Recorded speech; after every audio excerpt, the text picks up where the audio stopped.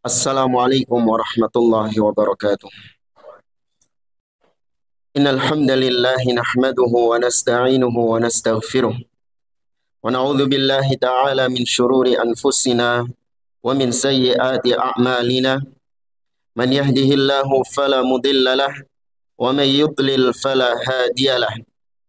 Wa ashhadu an la ilaha illallah wahdahu la syarikalah wa ashhadu anna Muhammadan abduhu wa rasuluh.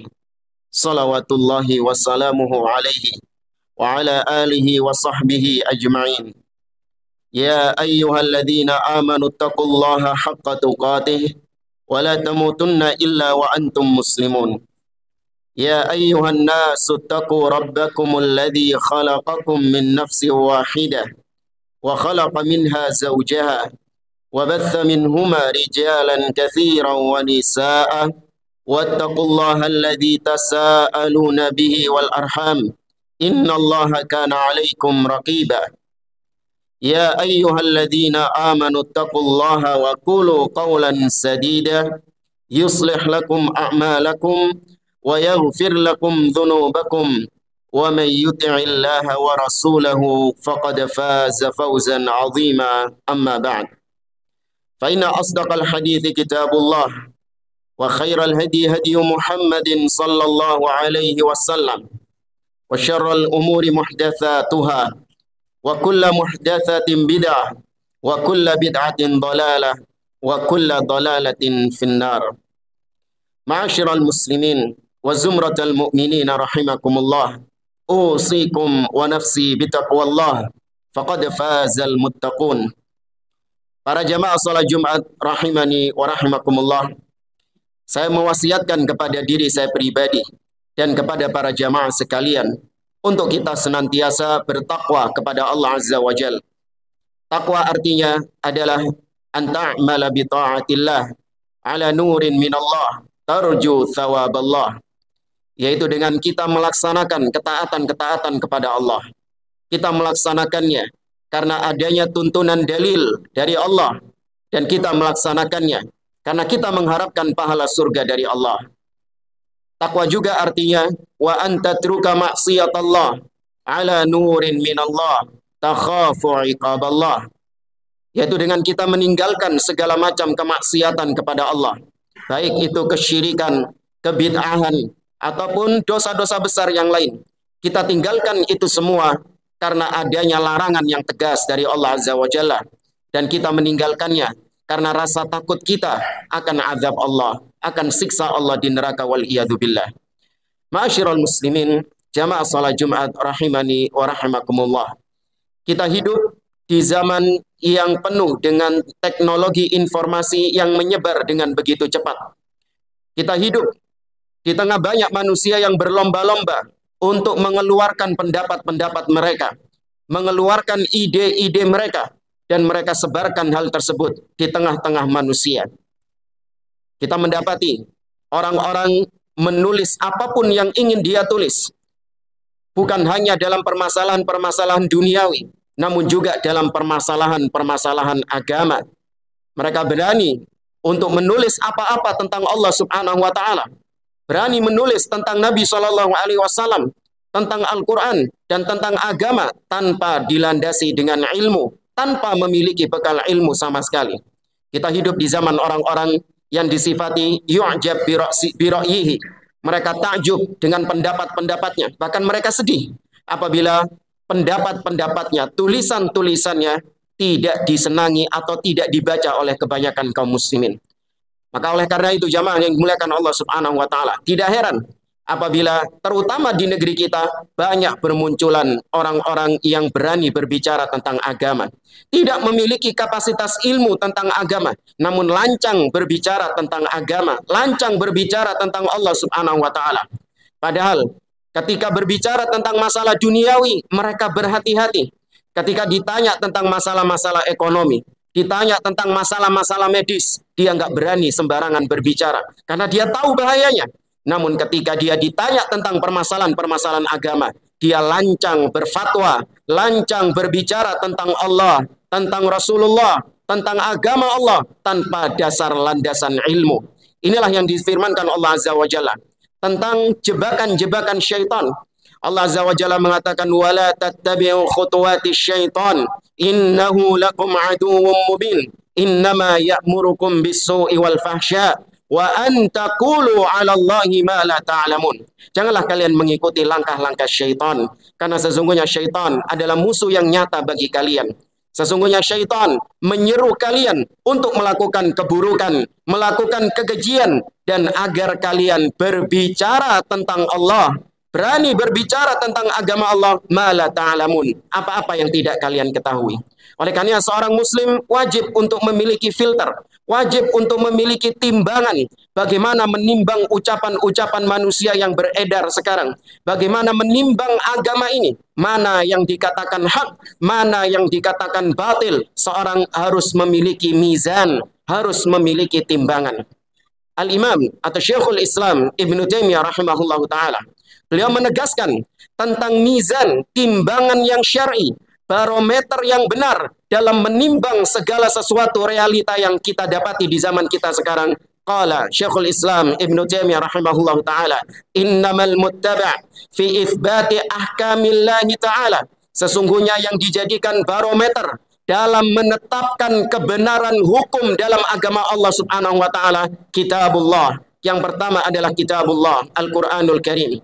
Kemudian yang kedua adalah wa haditsin Nabi sallallahu alaihi wasallam wa sunnatin Nabi sallallahu alaihi wasallam, yaitu sunnah hadis Nabi sallallahu alaihi wasallam. Dan yang ketiga, dan ini yang paling penting, wa fahmi salafi hadhil ummah, dan pemahaman para salafus saleh, pemahaman para sahabat, pemahaman para tabi'in, dan orang-orang yang mengikuti mereka dengan baik.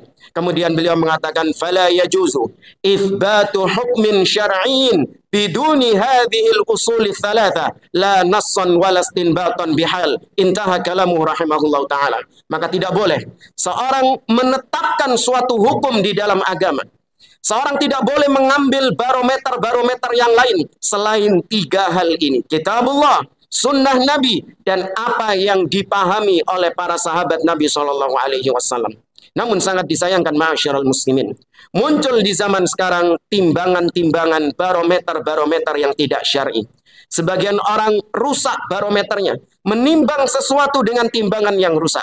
Di antaranya yang pertama yang sering banyak diyakini oleh sebagian orang sebagai barometer dalam beragama, yaitu al-aktsariyah.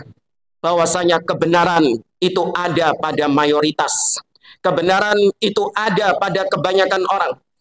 Sebagian orang menganggap bahwasanya kalau kita ingin tahu mana yang benar, maka lihat jumlahnya. Lihat bagaimana kebanyakan orang. Kalau dia berada di atas mayoritas, maka itulah kebenaran. Dan juga tabiat manusia yang memang tidak mau anti mainstream. Tabiat manusia ingin dia mengalir, ingin dia ikut arus, sehingga gak mau tatkala dia harus melawan arus, tatkala dia harus anti mainstream. Oleh karenanya jamaah yang dimuliakan oleh Allah Subhanahu wa taala, sebagian orang menganggap bahwasanya hal ini adalah kebenaran karena banyaknya orang yang melakukannya. Bahwasanya dai ini, ustadz ini, kelompok ini, organisasi ini di atas kebenaran dengan landasan bahwa pengikutnya banyak, bahwa dia adalah mayoritas. Ini adalah timbangan yang rusak. Ini adalah timbangan yang keliru. Yang pertama disebabkan karena Allah Azza wa Jalla banyak mencela mayoritas di dalam firman-Nya. Allah Azza wa Jalla berfirman dalam surah Al-An'am. Kata Allah Subhanahu wa taala, "Wa in tuti' aktsara man fil ardi yudilluka an sabilillah." Apabila kalian mengikuti kebanyakan orang di atas muka bumi ini, mereka akan menyesatkanmu dari jalan Allah Subhanahu wa taala. Kebanyakan orang bukan barometer bahwasanya itu adalah kebenaran. Namun kembali kepada kaidah yang pertama, barometer kebenaran adalah ittiba'ul kitab was sunnah ala fahmi salafus salih. Kebenaran diukur dengan kitabullah, dengan sunnah Nabi SAW, dan apa yang dipahami oleh para salafus salih. Demikian juga kalau kita melihat para pengikut Nabi dan Rasul, mereka adalah orang-orang yang minoritas, bukan mayoritas. Allah berfirman tentang Nabi Nuh alaihi salam. Kata Allah Subhanahu wa taala, "Wa idza faratan nur."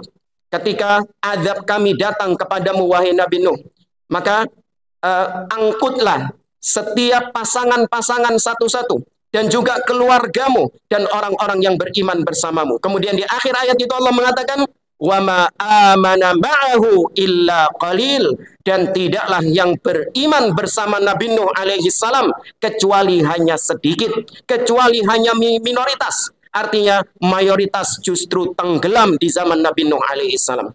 Demikian juga Allah Azza wa Jalla berfirman, wa qalilun min ibadiyasy syakur, dan sangat sedikit di antara hamba-hambaku yang bersyukur. Kemudian juga iblis tatkala bersumpah kepada Allah Subhanahu wa taala, iblis mengatakan, "Tsumma la'atiyannahum min baini aydihim wa min khalfihim wa an aymanihim wa an syama'ilihim wa la tajidu aktsarahum syakirin." Sungguh ya Allah, aku akan mendatangi mereka dari arah depan. Aku akan datangi mereka dari belakang, dari kanan, dan dari kiri. Dan kau ya Allah, tentu tidak akan mendapati kebanyakan mereka orang-orang yang bersyukur kepadamu. Artinya mayoritas mereka adalah orang-orang yang tidak bersyukur kepadamu. Justru sedikit orang-orang yang bersyukur, orang-orang yang beriman kepada Allah Subhanahu wa taala. Bahkan Nabi SAW menyebutkan bahwasanya ahlul haq, orang-orang yang di atas kebenaran dengan jumlah minoritas, bukan dengan jumlah mayoritas. Nabi SAW bersabda dalam hadisnya yang diriwayatkan dari Muawiyah bin Abi Sufyan. Nabi SAW mengatakan, wasataftariku hadhil ummah ala 73 firqah kulluha finnar illa wahidah. Nabi mengatakan, umatku akan terpecah belah menjadi 73 golongan, 73 pemikiran-pemikiran. Mereka semuanya terancam di dalam neraka karena kesesatan-kesesatan mereka. Illa wahidah, kata Nabi SAW. Kecuali hanya satu yang selamat. Para sahabat bertanya, qila, qalu ya Rasulullah, manhum? Siapakah yang satu ya Rasulullah? Nabi mengatakan al-jamaah. Merekalah yang disebut dengan al-jamaah, yaitu kata Nabi dalam riwayat yang lain, ma ana alaihi wa ashabi. Mereka yang berada di atas apa yang aku dan para sahabatku berada di atasnya hari ini. Yaitu mereka yang mengikuti pemahamanku, mengikuti akidahku, mengikuti sunnahku. Itulah yang dikatakan selamat oleh Nabi SAW. Demikian juga Abdullah bin Mas'ud. Tatkala menyebutkan tentang perpecahan umat, Abdullah bin Mas'ud mengatakan al-jamaah ma wafaqal haq. Yang disebut dengan jamaah di dalam hadis tadi adalah siapapun yang berada di atas jalan kebenaran. Kemudian Abdullah bin Mas'ud mengatakan al-jamaah ma wafaqal haq wa in kunta wahdak. Meskipun kau seorang diri, meskipun kau sendirian, namun kalau kau berpegang dengan kitabullah, berpegang dengan sunnah Nabi SAW, berpegang dengan pemahaman para sahabat Nabi, kaulah yang dikatakan berjamaah dalam hadis tadi. Meskipun kau seorang diri dan meskipun mayoritas manusia menyelisihimu, meskipun kau berbeda, anti mainstream dengan setiap orang yang kebanyakan di atas muka bumi ini, sepanjang kau berpegang dengan kitabullah dan sunnah dan pemahaman para salafus soleh, kaulah yang dikatakan al-haq. Dalam hadis yang lain Nabi SAW menyebutkan bada'al islamu ghariban wa sayaudu ghariban kama bada fatuba lil ghuraba. Islam datang dalam keadaan terasing. Demikian Nabi SAW. Ketika pertama kali mendakwahkan Islam, Nabi minoritas, mayoritas manusia ketika itu berada di atas kesyirikan kepada Allah Subhanahu wa taala. Namun lambat laun Islam yang dibawa oleh Nabi SAW menjadi banyak, menjadi besar, menjadi mayoritas. Namun Nabi mengatakan wasayaudu ghariban. Islam yang murni dibawa oleh Nabi SAW kelak akan kembali dalam kondisi asing. Dan itu realita yang kita dapati di zaman sekarang, ma'asyiral muslimin. Bukan Islam seperti mayoritas manusia, tapi Islam yang dimaksud oleh Nabi dalam hadis ini adalah Islam yang murni, yang sebagaimana dahulu dibawa oleh Rasulullah Muhammad SAW. Kembali dalam kondisi asing, kembali dalam keterasingan di zaman kita sekarang. Namun Nabi SAW mengatakan fatuba lil ghuraba. Namun beruntunglah, berbahagialah orang-orang yang terasing itu, orang-orang yang tetap berpegang dengan sunnah, tetap berpegang dengan kitabullah, dengan manhaj pemahaman para sahabat Nabi SAW. Mereka itulah orang-orang yang beruntung, kata Nabi SAW. Kemudian juga diriwayatkan dari Al-Laits ibn Sa'ad, seorang ulama tabi'in. Beliau mengatakan, inna kathrata atba'ir rajul isyaratun ila adami sihhati tariqatihi. li'anna ahlal haqqi qillah wa hum fi ghurbah. Seorang ulama yang bernama Al-Laits ibn Sa'ad rahimahullah ta'ala, beliau pernah mengatakan, sesungguhnya mayoritas atau sesungguhnya banyaknya pengikut seseorang, banyaknya followers seseorang, justru itu adalah tanda bahwasanya dia berada di atas jalan yang tidak benar. Ketika kita melihat ada seorang dai, ada seorang ustadz memiliki followers yang banyak, memiliki pengikut yang banyak, jangan serta-merta kita menjudge, menghukumi bahwasanya sang dai pasti di atas kebenaran dengan dasar dia pengikutnya banyak. Kalau pengajian banyak yang hadir, bahkan sampai penuh sesak masjidnya, atas dasar itu kau hukumi sang dai pasti di atas kebenaran? Tidak. Justru itu tanda, meskipun kita nggak boleh memvonis, itu justru tanda, ada isyarat kalau dia berada di atas jalan yang tidak benar. Dengan dia menghalalkan segala cara, dengan dia berdakwah menyenangkan para jamaahnya, menyembunyikan yang hak, tidak mau menegaskan akidah yang hak. Yang penting jamaah senang, yang penting bikin jamaah tertawa, yang penting bikin jamaah suka sama dia. Maka pantas kalau dia mengikuti followers yang banyak, karena apa yang dia sampaikan tidak objektif, apa yang dia sampaikan tidak proporsional. Namun kalau dia tegaskan tentang akidah yang hak, dia tegaskan tentang tauhid, dan dia perangi kesyirikan kepada Allah Subhanahu wa Ta'ala, dia tegaskan tentang sunnah, dan dia perangi kebid'ahan-kebid'ahan, pasti banyak manusia yang mencelanya, banyak manusia yang membulinya, banyak manusia yang tidak lagi respect sama dia. Namun itulah sunnatullah, itulah yang harus dilakukan oleh setiap muslim. Dia tidak mencari ridha manusia, namun dia mencari ridha Allah Subhanahu wa Ta'ala. Aku qouli hada wa astaghfirullah li wa lakum wa lisairil muslimina min kulli dhanbin fastaghfiruh innahu huwal ghafurur rahim. Alhamdulillahi rabbil alamin, wassalatu wassalamu ala asyrafil anbiya'i wal mursalin, nabiyina Muhammadin wa ala alihi wa sahbihi ajma'in, thumma amma ba'd. Ma'asyiral muslimin, jamaah salat Jumat rahimani wa rahimakumullah. Di antara kekeliruan-kekeliruan sebagian orang dalam beragama, dalam menjadikan barometer kebenaran adalah yaitu dengan melihat apakah perbuatan tersebut dilakukan oleh nenek moyang ataukah tidak. Mereka menganggap bahwasanya apa yang datang dari nenek moyang itulah nilai-nilai kebenaran. Sedangkan yang menyelisihi nenek moyang, menyelisihi tradisi, menyelisihi adat istiadat, mereka menganggap itu bukanlah tolak ukur kebenaran. Kebenaran ada pada tradisi, kebenaran apa yang diamalkan oleh para nenek moyang atau para leluhur. Inilah syubhat yang bukan hanya terjadi di zaman sekarang, namun sudah sejak para nabi dan rasul terdahulu. Mereka mendapati kaumnya kekeh dengan kesesatannya, kekeh dengan kesyirikannya, karena menganggap bahwasanya kebenaran itu ada pada nenek moyang. Kebenaran tidak keluar dari nenek moyang. Allah Azza wa Jalla berfirman, wa idza qila lahum ittabi'u ma anzalallah qalu bal nattabi'u ma alfayna alaihi aba'ana awalau kana aba'uhum la ya'qiluna syai'an wa la yahtadun. Ketika dikatakan kepada mereka, ittabi'u, ikutilah apa yang Allah turunkan kepada kalian, mereka mengatakan, oh tidak, kami mengikuti apa yang telah berjalan di tengah-tengah kami, apa yang sudah menjadi tradisi di tengah-tengah kami dari bapak-bapak kami. Awalau kana aba'uhum, maka dikatakan kepada Nabi SAW, apakah bapak-bapak kalian mendapatkan wahyu dari Allah Subhanahu wa Ta'ala, mendapatkan jaminan kebenaran dari Allah Subhanahu wa Ta'ala, sehingga kalian ngotot berpegang dengan ajaran nenek moyang? Kemudian juga ma'asyiral muslimin, kalau ini dibenarkan bahwasanya kebenaran itu ada pada nenek moyang, maka pertanyaannya, nenek moyang siapa yang kita jadikan tolak ukur kebenaran? Bangsa kita, terutama di dunia ini, banyak memiliki nenek moyang, banyak memiliki leluhur. Jangankan orang-orang di luar Indonesia, di negeri kita saja banyak para nenek moyang. Masing-masing suku memiliki leluhur, masing-masing suku memiliki nenek moyang. Lantas nenek moyang siapa yang dijadikan barometer kebenaran di dalam beragama? Maka yang benar, tradisi kembali ditimbang dengan kitabullah, ditimbang dengan sunnah, ditimbang dengan pemahaman para salafus saleh.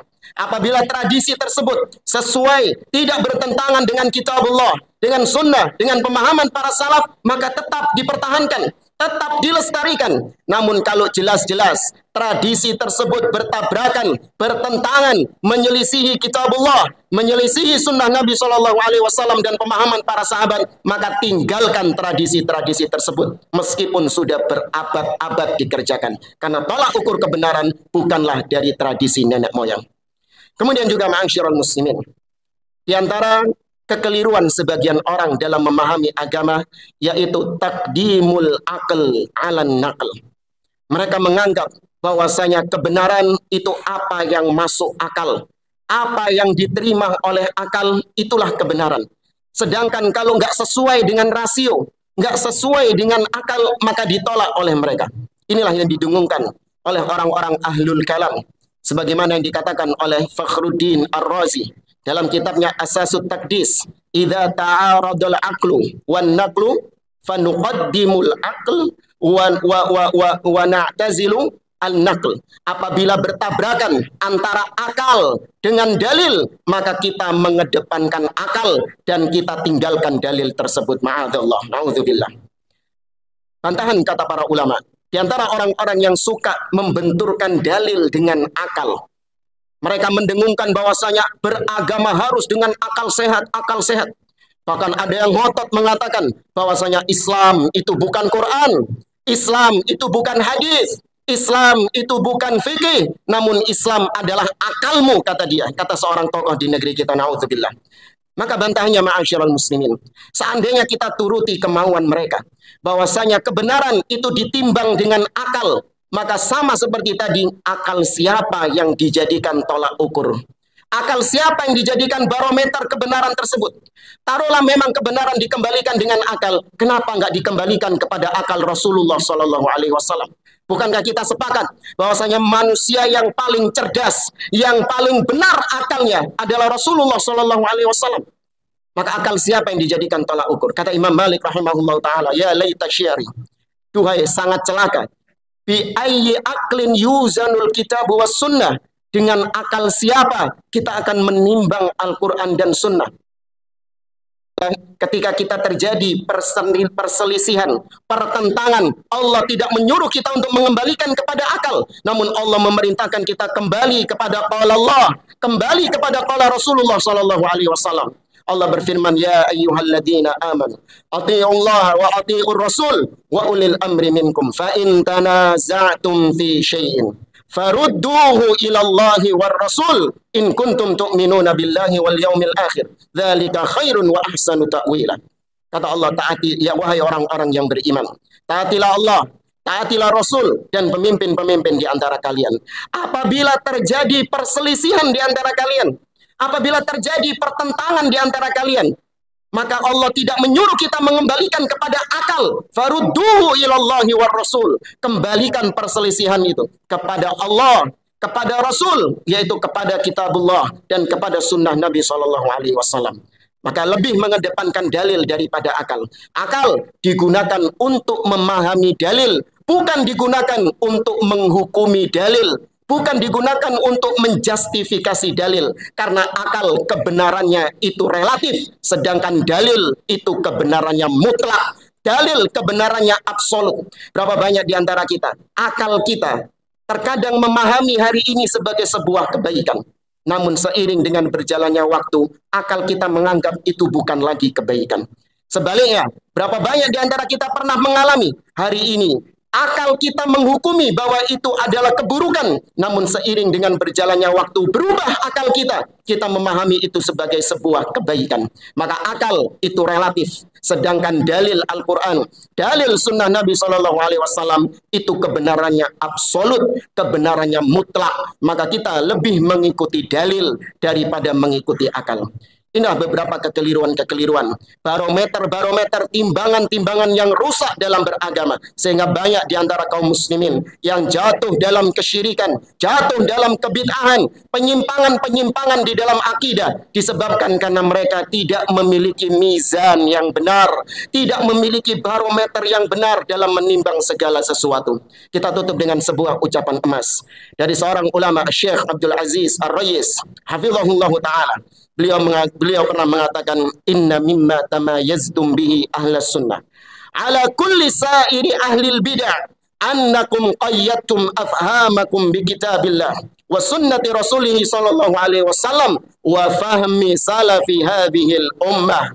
Beliau mengatakan, sesungguhnya kalian wahai ahlus sunnah, wahai orang-orang yang berpegang dengan sunnah, yang membuat kalian istimewa, yang membuat kalian spesial di atas semua firqah-firqah yang menyimpang, semua kelompok-kelompok yang sesat. Yang membuat kalian istimewa adalah kalian mengikat pemahaman kalian dengan Al-Quran, dengan sunnah, dengan apa yang dibawa oleh para salafus soleh. Inilah yang tidak dimiliki oleh orang-orang yang menyimpang dari jalan Allah subhanahu wa ta'ala. Maka terus minta petunjuk kepada Allah, terus berdoa kepada Allah agar Allah semakin menguatkan kita di atas kebenaran Al-Quran, As-Sunnah, dan apa yang dipahami oleh para salafus soleh. Dan semoga Allah menjauhkan kita dari segala macam syubhat, segala macam mizan, timbangan-timbangan yang tidak benar, yang bisa menjadikan kita tergelincir dan menyimpang dari jalan Allah subhanahu wa ta'ala. Inna Allaha wa malaikatahu yusalluna ala nabi ya ayyuhalladzina amanu sallu alaihi wa sallimu taslima. Allahumma salli ala Muhammad wa ala ali Muhammad kama sallaita ala Ibrahim wa ala ali Ibrahim wa barik ala Muhammad wa ala ali Muhammad kama barakta ala Ibrahim wa ala ali Ibrahim innaka Hamidum Majid. Allahumma ighfir lil mu'minina wal mu'minat wal muslimina wal muslimat al ahya'i minhum wal amwat innaka sami'un qaribun mujibud da'awat. Allahumma anta rabbuna la ilaha illa anta khalaqtana wa nahnu ibaduk wa nahnu ala ahdika wa wa'dika mastata'na na'udzu bika min syarri ma sana'na nabu'u laka bi ni'matika 'alaina wa nabu'u laka bi dhunubina faghfir lana fa innahu la yaghfiru dhunuba illa ant. Allahumma arinal haqqa haqqa warzuqna ittiba'ah wa arinal batila batila warzuqna ijtinabah. Rabbana la tuzigh qulubana ba'da idh hadaitana wa hab lana min ladunka rahmah innaka antal wahhab. Allahumma ya muqallibal qulub thabbit qulubana ala dinik wa ya musarrifal qulub sarrif qulubana ala ta'atik. Rabbana taqabbal minna innaka antas sami'ul alim wa tub alaina innaka antat tawwabur rahim. Rabbana atina fid dunya hasanah wa fil akhirati hasanah wa qina adzaban nar. Wa shallallahumma ala nabiyyina Muhammad wa ala alihi wa sahbihi ajma'in wa akhiru da'wana anil hamdulillahi rabbil alamin wa qumu lis salatikum yarhamukumullah.